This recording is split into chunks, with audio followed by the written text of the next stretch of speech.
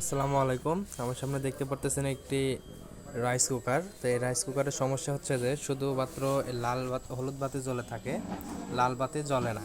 তো এই লাল বাতি জ্বলে না কারণটা হলো এই যে রাইস কুকারটি যখন আমি খোলার পরে দেখতে পারতেছি যে এইখানে কিন্তু লুজ কালেকশন যখনই আমরা সুইচটা অন করতেছি এটার ভিতরে যে পুশ সুইচ বা মাইক্রো সুইচ বলে থাকি, এই যে এইটা হচ্ছে মাইক্রো সুইচ, এটা নতুন।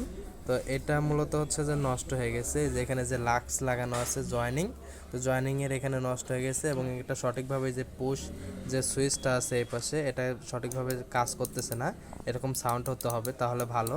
তো আমি এই সুইচটা অন করতেছি কিন্তু দেখেন এটা কিন্তু ওইভাবে সাউন্ডটা হচ্ছে না।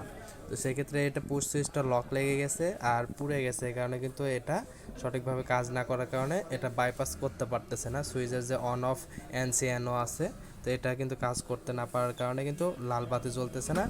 মেন যে এই কয়েলটাও কিন্তু গরম হচ্ছে না।